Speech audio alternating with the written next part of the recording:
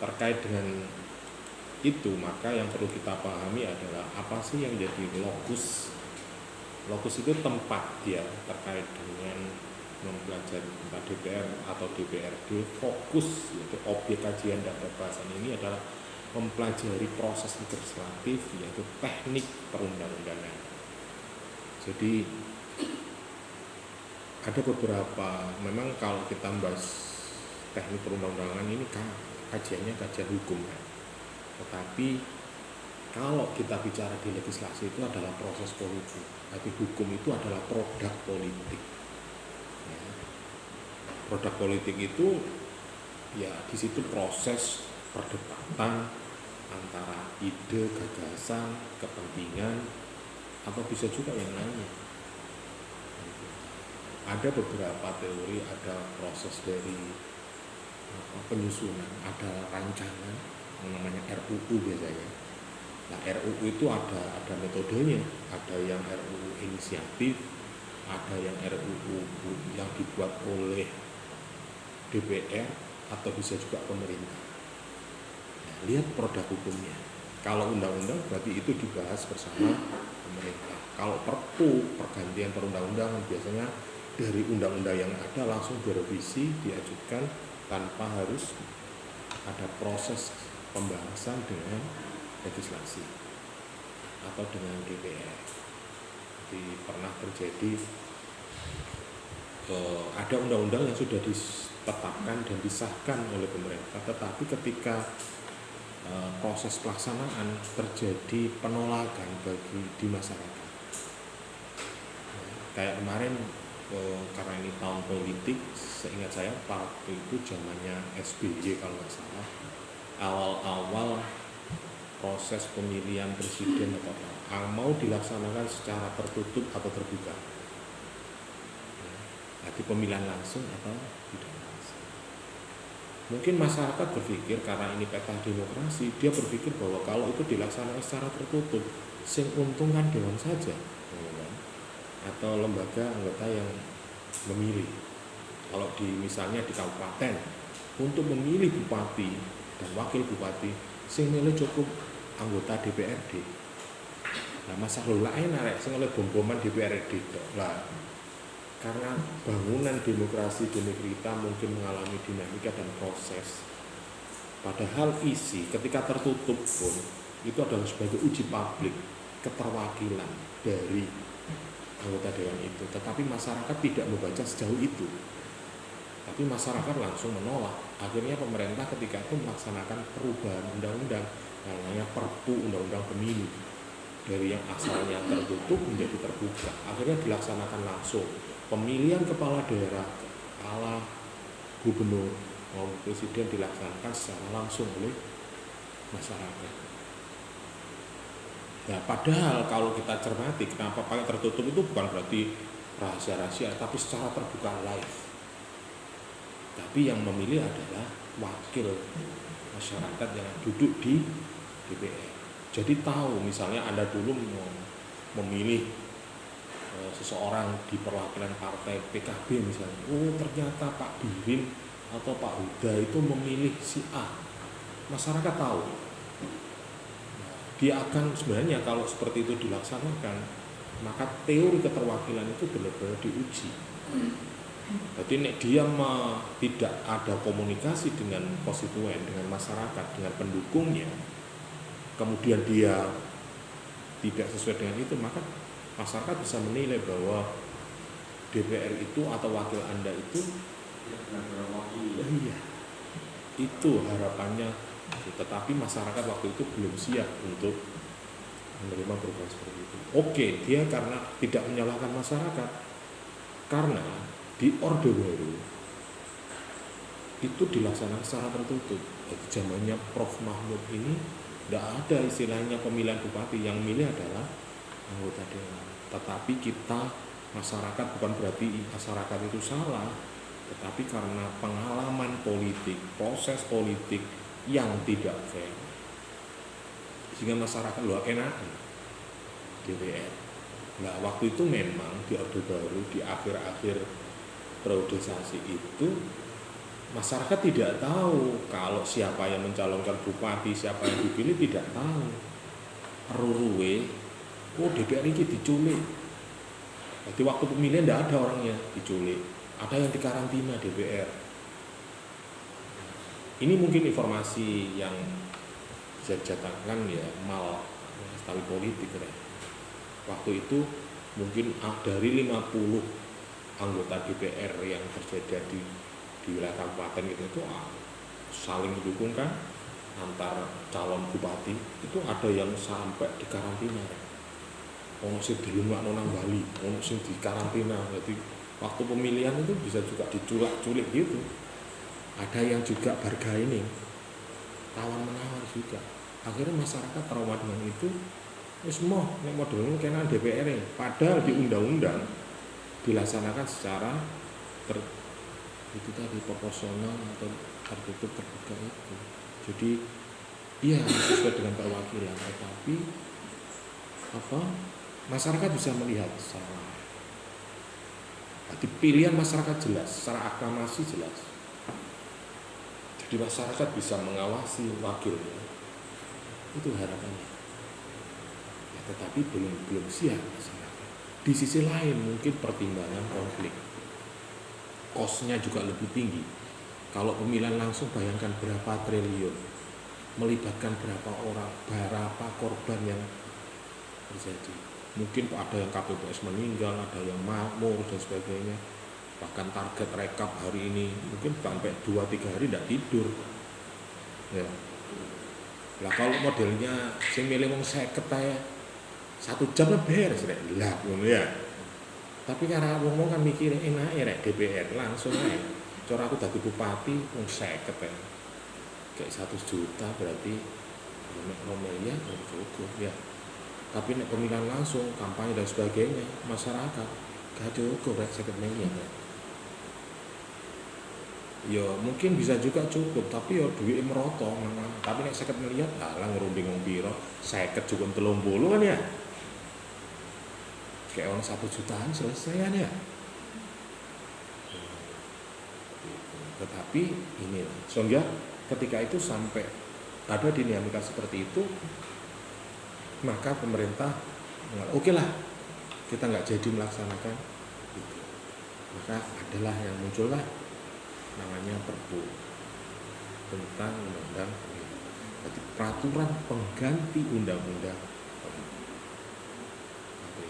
Nah ini salah satu proses atau teknik dari legislasi. Ini contoh kasusnya. Melihat dari perkembangan proses legislatif itu, sepengetahuan perundang-undangan, ada seorang ahli yang Bernard Krem mendefinisikan bahwa disiplin ilmu atau indisiplin perbuatan peraturan pendapat yang didukung oleh Werner, bahwa saling keterkaitan antara ilmu hukum dan ilmu sosial. Kalau ada dia ingin mempelajari dasar pemerintahan, bahwa pemerintahan itu tidak bisa berdiri sendiri. Pemerintah itu adik harus tahu paling tidak nanti ketika ada duduk di pemerintahan, proses ini pasti terlibat antara legislatif, eksekutif. Ini apa? Dalam proses penetapan peraturan atau undang-undang dan sebagainya. Seingat saya ketika saya kuliah itu pernah ada kegiatan PPM melihat pola hubungan antara bupati dan DPRD dalam proses penyusunan undang-undang peraturan daerah. Nah ini kalau sampai misalnya mau magang atau mau praktek atau mau studi kursus nanggini DPRD, Anda bikin surat atau apa, atau kalau kita sudah kerjasama sama bupati atau DPRD bisa melakukan kunjungan. Dulu ada kakak senior kalian yang magang di DPRD. Di 1 bulan dia di sana, dia mencatat semua, mengikuti program dan proses bagaimana sih peraturan perundangan daerah itu dibuat sampai ada. Nah mungkin pada bulan itu ada beberapa rancangan peraturan daerah yang mau dibahas. Ada teori kooperatif, ada yang asosiatif, ada itu. Nah, jadi ada yang rancangan itu dibahas bareng-bareng. Ada yang dibuat oleh pemerintah, ada yang dibuat oleh DPR, kemudian dibahas bareng-bareng. Begitu juga di desa, saya yakin ya kalau desa karena SDM ya, karena juga nggak ada anggaran kan operasional, kadang ya dipasrahkan ini pemerintah desa. Pemerintah desa nggih rancangan pun nyontoh desa liyane. Atau bisa juga contoh yang dari pemerintah kabupaten bahwa sistematikanya seperti ini, isinya seperti ini disesuaikan dengan desanya, baru dibahas sama BPD. Iku nek di desa, nek yo kabupaten, provinsi itu wis dianggap orang SDM-nya pemerintahan sudah setan, sudah banyak tarik ulur kepentingan, rek. Ada nilainya, pasal itu ono duwike, rek. Saya ingin bahas satu pasal itu bisa 1 bulan 2 bulan. Iku wah dibahas ini gak enak, utono gak enak, ono tarik ulur. Karena pengaruhnya semakin besar. Kalau misalnya tingkat nasional, bayangkan kemarin gara-gara pasal seperti itu, misalnya 2 periode atau 3 periode itu kan pengaruhnya besar. Secara politik, ekonomi, hukum, stabilan dan sebagainya kan. Nah ini gue desa paling ya nenok perkara. Tapi ada pasal-pasal yang sangat krusial. Inisiatif misalnya berkaitan langsung dengan kepentingan masyarakat, bisa juga itu menjadi perdebatan.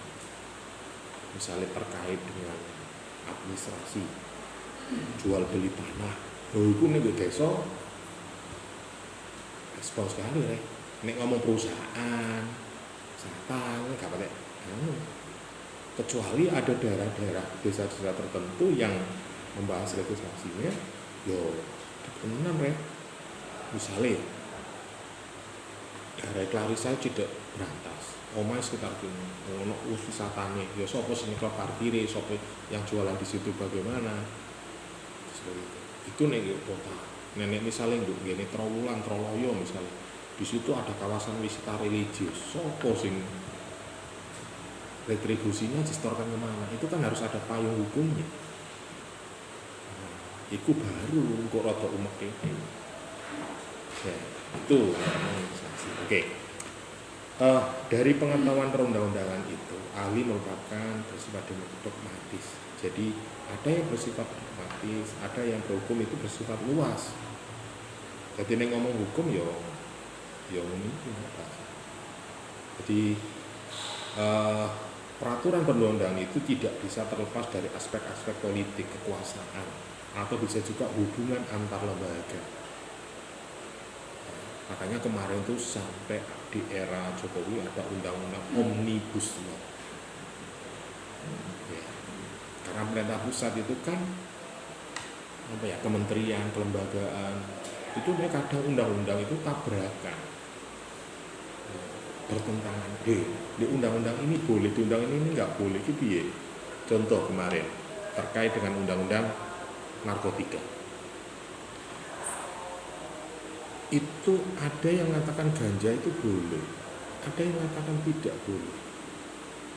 Undang-undang kesehatan bisa juga menyatakan boleh dengan dosis-dosis tertentu itu diperbolehkan. Tapi nek ngomong hukum sosial sebagainya itu dianggap narkotika, tidak boleh, jangan. Bagus ya apa rek? Ya. Nah ini ada skripsi senior Anda, adik-adik yang meneliti tentang itu, perdebatan terkait dengan salah satu undang-undang yang mungkin menurut undang-undang kesehatan tidak masalah, menurut undang-undang itu. Nah ini ada LSM, ono maneh, misal undang-undang tentang tembakau, rokok misalnya. Yes, ya apa itu? Padahal di situ di rokok ada tulisan rokok bisa membunuhmu. Menurut Anda, rokok itu berarti kalau ada tulisan seperti itu kan berbahaya. Kenapa tidak dilarang? Kenapa tidak ditutup?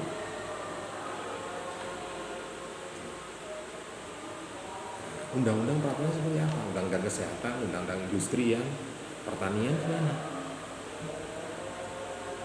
Makanya Omnibus Law itu bukan undang-undang yang harus menghapuskan yang lain, tetapi mengkonfirmasi, mengcompare norm. Sinergi, ojo sampai undang-undang itu. Jadi kalau masalah ini wong lha usah berpegang undang-undang ini. Ojo dipikir bahwa undang-undang kemarin itu hanya berpikir tenaga kerjaan, semua undang-undang dijadikan satu buku. Tadi berapa? Hampir 2.000 atau 3.000 halaman gitu. Nek moco ya pegel ya. Tetapi ketika ini di pembelakuan undang-undang peraturan itu harus dibaca undang-undang sebelumnya. Terus saiki solusinya piye ngono lah.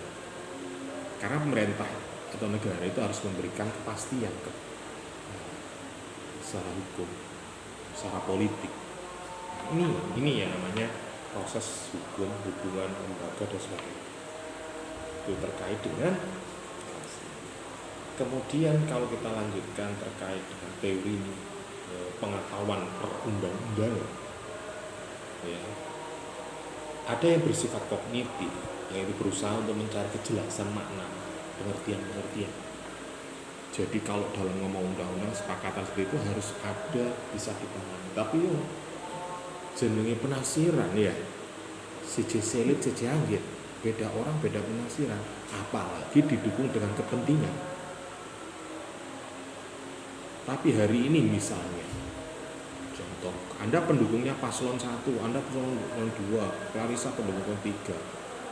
Ketika paslon 3 diucapkan, awakmu mati-matian rek bela niku. Ya. Paslon 2 misalnya, Nabil, iso pokoknya Prabowo. Ya, apapun yang di Prabowo, berita apa Prabowo pokoknya kalau jelek gak diterima, nek apik oke. Sama halnya ketika adik-adik terjebak pada urusan cinta dan benci. Ketika persepsi muncul tentang berita apapun, kejelekan apapun bagi orang yang kamu cintai, mungkin Anda bisa memaafkan. Dan sebaliknya ketika orang yang sudah kamu benci masih diritakno sing apik, ya tetap hatimu durung iso nrimo. Arti otak Anda belum bisa menafsirkan secara objektif. Begitu juga dengan undang-undang. Berarti bahasa hukum itu bisanya multitafsir. Ya bukan multitafsir, tetapi banyak bisa dipandang, ditafsirkan di berbagai macam. Makanya kalau dalam proses peradilan itu yang digunakan adalah fakta, data, bukan asumsi. Makanya MK kemarin kenapa tidak memutuskan walaupun sing ngomong ku Megawati, Dewa, Banteng, Jenderal, tapi fakta hukumnya tidak nampak, ejek normatif, ya gak bisa. Walaupun mungkin bisa saja bansos itu berpengaruh kepada pemilih. Misalnya dia ancam, nanti kalau saya jadi presiden, bansos itu salah satunya KIP saya hapuskan atau saya lagi piye oleh PKH piye. Akhirnya masyarakat ketakutan, wis pancet ae gak iwu diterusno menene kurang bener ditoto maneh kan ngono. Ya, bisa saja logika itu dimasuk dalam itu, tetapi kan itu belum terjadi. Kalaupun terjadi, mungkin metodenya misalnya, ketika itu terjadi sumbernya benar nggak itu dari bangsa. Ini ngomong proses hukum harus ada fakta dan data. Persoalan di sini adalah persoalan kognitif, persoalan undang-undang itu persoalan pilihan. Bahasa undang-undang, bahasa perundang-undangan itu harus sesuai dengan kondisi situasi, atau paling tidak bahasa itu bisa dipahami oleh masyarakat seluruh Indonesia. Padahal wong Indonesia iku rek ono sing wong Jawa, ono wong Sunda, ono Batak, ono aja cacak ngomong Indonesia. Ya. Ngomong-ngomong Jakarta ini. Walaupun mungkin biasa juga logatnya, nadanya bisa sama, medoknya. Tetapi bahasamu, bahasa prokem, bahasa daerah, lore kali, kidule kali, pacet beda. Ya. Jadi ngomong menyebut apa misalnya beda. Lho nek yo kene nyebute ngene. Misal yo kene krangkong, yo kono apa ngono ya. Iku krangkong misalnya. Nek Clarissa ngarani kok kene apa ya? Utara sungai ngarani lodrong. Apa rek lodrong itu? Sayur lodrong itu. Nah, nek utara sungai, selatan sungai, iku waluk jangan. Apa sih? Dawa iki lho. Iku nek nggo ngarani lor kali, lodro. Nah, piye rek? Padahal iki padha Mojokerto ngene. Nah, apalagi bahasa. Makanya kemarin terkait dengan proses hukum, proses politik yang di MK itu bisa. Makanya ada perdebatan sama yang kamu pakar, ahli. Nah, itu kan bukti untuk membahas tentang. Makanya di dalam ilmu hukum atau peraturan perundang-undangan itu bersifat normatif, artinya membahas tentang perbuatan peraturan negara. Ilmu perundang-undangan dilihat menjadi 3, yaitu proses perundang-undangan, metode perundangan, dan teknik perundang-undangan. Iki nek ngomong hukum. Karena kita berbicara tentang proses legislasi, maka ini kita bahas sehingga suatu saat barangkali Ion atau apa jadi anggota dewan itu bisa ya. Jadi proses perundang-undangan seperti apa, metodenya apa, teknik perundang-undangannya seperti apa. Jadi kalau misalnya adalah hal-hal yang seperti ini biasanya di kuliah itu nggak begitu banyak dibahas. Tetapi kalau adik-adik praktek ikut di ormek, di organisasi kemahasiswaan dan sebagainya, ini praktek. Jadi awakmu gawe susun tata tertib itu wis sampai nek kepethuk arek pemerintahan ora visi remuk iso rapat senat setelung dino ngono ya. Rapat BEM fakultas sakare. Nek pedhok liyane wis kesuwen ngono. Tapi nek bagi orang politis bahasa itu karena itu mengikat secara hukum gitu loh. Kemudian ada lingkungan tentang perundang-undangan menurut Werner Malfoy. Ini mengatakan bahwa satu penelitian kenyataan hukum itu membahas tentang undang-undang, pembentukan undang-undang dan pembentukan pembentuk undang-undang dan pembentukan undang-undang. Satu undang-undang itu kalau tadi saya sampaikan ada inisiatif, ada kooperatif, ada asosiatif ya. Jadi ide atau munculnya peraturan itu karena apa? Saiki yo cenderung banyak undang-undang. Padahal kalau kita berbicara tentang hukum, semakin banyak peraturan, ingat nggak ketika ada yang belajar ilmu hukum, semakin banyak peraturan negara itu tidak semakin baik, tidak semakin adil. Itu artinya negara tambah ruwet, ngono ya. Sama halnya kemarin ketika saya mencontohkan kalian, nek ibumu semakin cerewet nang berarti awakmu gak bener ngono ya. Nabil itu balik dicek ya masalah gimana Nabil ngono loh. Tetapi itu perlu nggak perlu ya, bebek ini benar terjadi tenan dia ya boleh aja itu. Ilmu perundang-undangan yaitu bagian dari ilmu politik hukum yang didasarkan dari pengalaman hukum serta merupakan petunjuk di dalam pembentukan hukum. Ilmu perundang-undangan dibagi menjadi teknik perundang-undangan atau strukturnya atau metode perundang-undangan itu bagaimana cara kerjanya, analitik perundang-undangan itu bagaimana menafsirkan. Jadi ketika ada masalah hakim iku lho ya, misalnya ada masalah kayak kemarin itu sengketa hasil pemilihan presiden, hakim itu ngalang-ngalai dewa, ngalang-ngalang pangeran ya. Misalnya Nabil hari ini diputuskan dihukum mati, wah piye? Atau dihukum seumur hidup, piye? Nah, jadi menurut Werner ilmu perundang-undangan itu dibagi menjadi 4. Itu tadi teknik perundang-undangan itu bisa dikatakan struktur, susunan sistematika dan sebagainya. Kalau kita bicara metode itu bagaimana pelaksanaannya. Jadi undang-undang itu tidak boleh berlaku surut misalnya. Wah ya apa ya carane iya niku kena perkara. Dikekno aturan kan baru diterapkan atau sebelum Anda melakukan sebuah target politik, Anda siapkan dulu peraturannya. Misalnya ketika ada membahas tata tertib pemilihan gubernur BEM misalnya. Wah, iki nek aturane ngene rek. Semester 1, 2, 3 gak iso nyalonno. Maka peraturannya harus dijelas tatip itu. Perjuangno rek. yang bisa menjadi calon anggota atau calon ketua BEM itu harus minimal sebagai status mahasiswa Universitas Islam Majapahit titik tul. Nah, nek kok tambahi harus semester 3 ke atas. Ya terlur gak katut ya. Atau paling tidak sudah menempuh sekitar 80 SKS. Loh kok ngono? Ya, BB ini ono transferan semester loro tapi pindahan. Ono mata kuliah dia di sini diakui semester 2 tapi SKS-nya sudah di atas 80. Loh kenapa kok dibatasi? Nah nek saiki BM fakultas gede, BM arek semester 1. Lah arek semester 5 kon iku kapan nek kon iku juniorku lan ngono. Ya.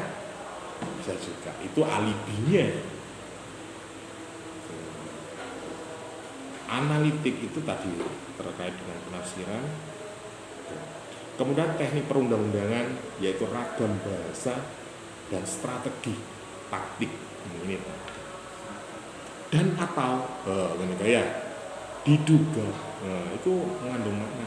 Jadi kamu kalau berstatement misalnya ngarani Alfiana itu diduga, ini ngomong diduga berarti belum ada. Bisa juga itu menjadi diduga telah melanggar pasal apa. Makanya gue pemberitaan diapain bahasanya belum ada proses hukum penyidikan dan sebagainya itu biasa diduga. Itu bahasa hukum itu terkait dengan teknik perundang-undangan. Kemudian ada tahap-tahap proses perundang-undangan. Ada persiapan membuat RUU atau naskah akademik. Ya ini nanti ada pembahasan tersendiri tentang naskah akademik. Jadi mungkin kalau ada ingat ketika ada adik itu mempelajari hukum bahwa setiap gerak kehidupan perilaku gitu harus ada risetnya, harus ada penelitiannya, walaupun mungkin bisa penelitian ilmiah atau tidak. Ya mungkin kalau di pertemuan ilmu hukum saya jelaskan bahwa apapun gerakan kita itu pasti ada riset, ada uji coba, trial and error paling enggak, coba mencoba. Ya kursi itu ya mau gak langsung model kayak ini. Ingat zaman TK ya apa kursi ini, SD ya apa, kuliah SMA ya apa. Kalau SMA mungkin jono mejone, saiki kok gak ono. Kan? Itu artinya ada riset. Lah begitu juga hukum. Ketika menyusun rancangan undang-undang itu harus ada risetnya. Yang siapa yang buat? Ya akademisi. Karena akademisi itu bukan pelaku, tetapi dia bisa mempelajari berbagai macam kasus terkait dengan undang-undang yang akan diusulkan. Oh, nego Amerika ini jurisprudensi, nego Malaysia seperti ini, itu kayak luar negeri, nego Indonesia seperti apa. Nah, teori yang sampaikan ini seperti ini. Nah, ini bisa menjadikan riset. Kemudian penetapan ketika peraturan itu sudah disahkan. Jadi ada proses penetapan, ada proses pengesahan. Nek proses penetapan pembahasan ini, dok itu ya. Dan nek mari dok, sing teken iku jenenge pisahno. Kalau dalam konteks perundang-undangan legislasi, DPR nggak punya hak kewenangan untuk mengesahkan. Yang mengesahkan adalah pemerintah eksekutif. Penetapan bisa juga undang-undang itu yang menetapkan berdua antara eksekutif dan legislatif. Membahas itu. Oke, sepakat yang mana? Ini Pak, oke. Selesai baru disahkan ditandatangani. Menyasuk dalam lembaran hukum negara itu. Jadi itu. Kemudian pelaksanaan ketika peraturan itu sudah dilaksanakan itu harus ada. Nek undang-undang sudah ditetapkan, disahkan, sing laksanakan sapa ya eksekutif. Ada istilahnya teori implementasi kebijakan. Implementasi perundang-undangan itu aturannya seperti apa? Kalau dulu undang-undang itu baru sah dilaksanakan ketika sudah 2 tahun misalnya. Harus melalui proses sosialisasi. Kan nggak wajar ketika sampean dikena pasal tapi saya nggak ngerti undang-undangnya. Aku pasal piro sing ngerti polisi dok. Ya. atau mereka pengacara di sebagainya, awam gak ngerti pasalnya, moro-moro kok dicekel nah, golek-golek no pasal kena, kalau ketemu kulak pasal nang Polres nang ini rek gudangi pasal ya, dia sangat tahu karena dia penegak hukum, sampai nggak ngerti, mungkin guru kena perkara ya pak, nah kena perkara baru sinau kan ngono, nah itu jeleknya kita. Kemudian ada evaluasi atau peninjauan kembali. Ini terkait dengan implementasi teori kebijakan, itu ada evaluasi kebijakan atau teori implementasi. Nah, teori pelaksanaan itu biasa Josh Edward 3 dan sebagainya itu menjelaskan tentang bagaimana pelaksanaan itu dilaksanakan. Kemudian metode perundang-undangan ini berbicara tentang mencapai tujuan substansi pelajaran ilmu hukum disebut legal drafting. Artinya sudah pada rumusan pemilihan kebijakan. Artinya oke, kita buat peraturan perundang-undangan tentang apa, oke, tapi temanya ini tidak boleh sampai melebar. Kalaupun ada melebar harus ada peraturan yang lain. Ngomong pemilu sampai ngomong yang liane, ngomong ekonomi, pendidikan, ya bisa saja pendidikan politik itu masuk dalam pemilu. Misalnya apa? Ya terkait dengan kampanye. Nah itu. Oke, ada legal drafting. Legal drafting itu sudah menjadi sebuah RUU, sudah menjadi rancangan yang siap dibahas. Nah ini ejek nego-negoan ya akan oleh tenaga. Teknik perundang-undangan ini berbicara tentang bentuk luar, masalah penamaan, perundang-undangan, masalah tentang pendahuluan atau pengertian dasar umum. Misalnya undang-undang pemilu, apa sih pemilu itu? Pemilu itu dari kata pemilu, pemilihan umum, misalnya jurdil, jujur dan adil, itu maksudnya. Berarti di pasal pertama itu ketentuan umum menjelaskan. Nah, siapa partai politik itu? Partai politik adalah partai yang sudah terdaftar di Badan Hukum dan HAM. Artinya sudah terdaftar secara hukum dan didaftarkan ke KPU sesuai dengan syarat itu ketentuan. Jadi kemudian batang tubuhnya, jadi isi undang-undangnya sampai penutup. Nah, penutup itu isinya adalah bagaimana peralihan perubahan daripada perundang. Bentuk dalam sistematika pasal, artinya peraturan perundang-undangan itu harus ada sistematikanya. Ada ketentuan umum, pasal, bab, ayat dan sebagainya. Peralihan atau bisa juga tentang peristilahan. Nah, seperti tadi yang sampaikan pemilu misalnya, atau bisa juga kemarin waktu debat capres itu kan undang-undang apa, wah itu sekarang ya. Ada ragam bahasa, ini teknik ya. Di bahasa itu juga menjadi ungkapan, makanya ada istilah bahasa yang mengadopsi dari bahasa Jawa, bahasa Arab. Tapi kalau bicara hukum, nek ndelok asline nek basa Londo ya kalau sing ngerti rek ya. Rah puas. Derogat ya. Nah, kalau bahasa kita bisa juga mengadopsi dari bahasa Nusantara atau bahasa nasional. Ada istilah rakyat, ada itu. Makanya kalau kita bicara bahasa Indonesia, sebenarnya bahasa yang paling miskin ya bahasa Indonesia. Ada bahasa-bahasa Jawa, bahasa Arab yang di Indonesia dijadikan bahasa Indonesia, kata-kata serapan ya. Ini nggak bahasa Indonesia ya. Oke, sampai di sini ada pembahas, ada pertanyaan. Assalamualaikum warahmatullahi wabarakatuh. Pada siang hari ini, kita akan melanjutkan bahasan kita terkait dengan legislatif. Ya, mungkin pada pertemuan kemarin kita sudah membahas tentang kelembagaan, tentang kelengkapan terkait dengan legislatif kita, teori-teori yang bahas tentang legislasi di Indonesia maupun di seluruh dunia.